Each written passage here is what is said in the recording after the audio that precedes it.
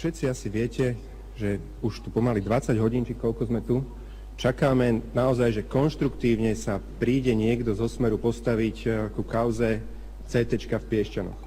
Že príde niektorý zástupca vlády, či už teda premiér, a povie, takto presne to bolo, toto sme spáchali, nespáchali, a že konečne dostaneme jednoznačné stanovisko ku kauze CT v Piešťanoch od niektorého predstaviteľa vládnej strany Smer sociálna demokracia. Keďže to nechodí, tak dovolte, aby som vám prezentoval teda oficiálne stanovisko predstaviteľa vládnej strany Smer sociálna demokracia, priamo zodpovedného za nákup tohto CT v nemocnici v Piešťanoch.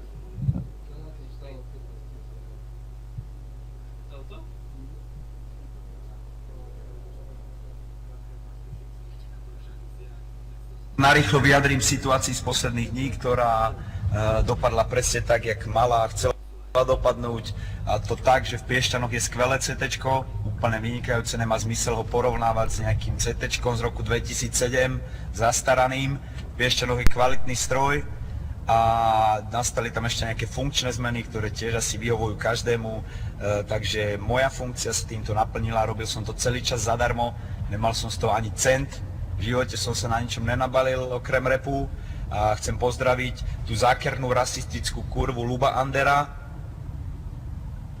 A tie tvoje dve malé kurvy, keď budú veľké, nech vedia, že ich tatko je obyčajný zákerný rasistický potkan.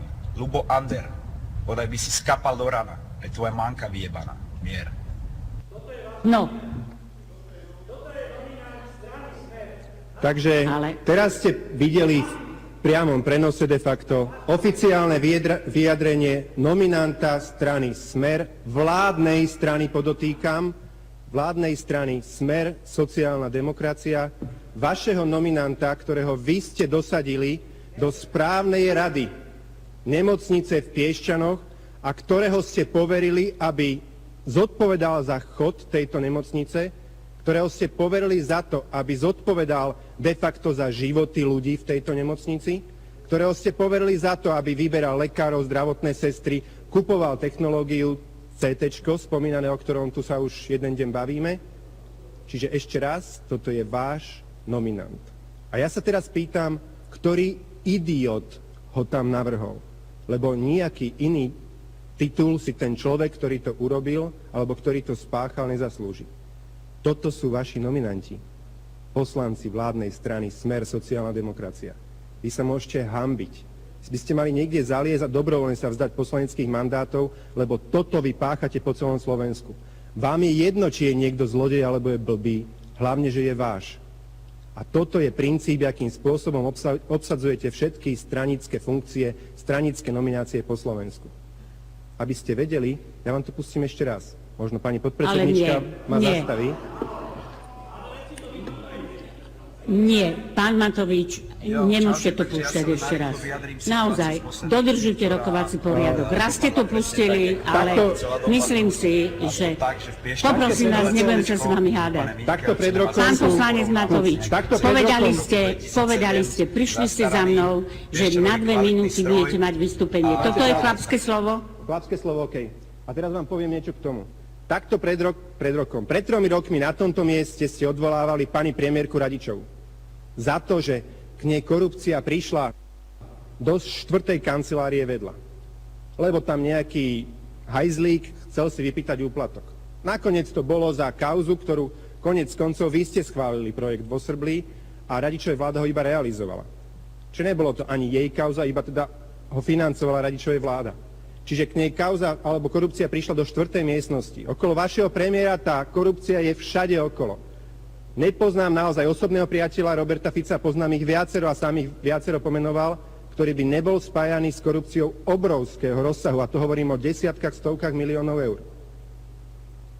A tento človek tu pred 3 rokmi, váš premiér, prišiel a púšťal do kolečka video s pani premiérkou Radičovou a nie jedenkrát, ako ste mi dovolili vy, ale do kolečka slúčku, do kolečka slúčku, do kolečka slúčku. Nebudem privatizovať, do kolečka. Že mohol to pustiť, možno 30 krát ste to pustili. Že toto je tá vaša spravodlivosť. Jeden meter na druhých a druhý samozrejme dramaticky výhodnejších na samých seba. Vy sa môžete hanbiť. Takýchto nominantov máte po celom Slovensku. A ešte raz opakujem, riadite sa heslom, či je zlodej alebo blbý, hlavne, že je náš. Hlavne, že je verný a hlavne, že nám bude zobať z ruky. Toto je systém stranických nominácií. Takýchto ľudí nominujete do nemocnice. Nehanbíte sa, ľudia. Šibe vám. Takýchto ľudí robíte, aby boli zodpovední za životy ľudí na Slovensku. Však vy ste získali, áno, demokraticky ste získali moc, ale vy ste ju nezískali preto, aby ste robili takéto zvrátenosti. Nech je tu niekto, alebo spravíme si test. Kto z vás, poslancov Smeru, je teda hrdý na tohto stranického nominanta, ktorého ste nominovali do Piešťanskej nemocnice? Nech sa páči, prihláste sa. Prihláste sa k nemu. Kto z vás sa za neho hanbí? Prihláste sa. Ani jeden. Vidíte? Hlavička do piesku, vás to nebolí, však jasné, to není váš problém. Ale je to váš problém. Je to veľký problém. Ešte raz hovorím, takýchto ľudí ste nominovali, aby rozhodovali o osudoch ľudí. A nie o hociakých, nie o tom, či ho zoberú do školy alebo nie, ale o zdraví, o byti a nebyti ľudí. Takýchto ľudí dávate ako nominantov do správnych a dozorných rád nemocníc. Môžete sa hanbiť.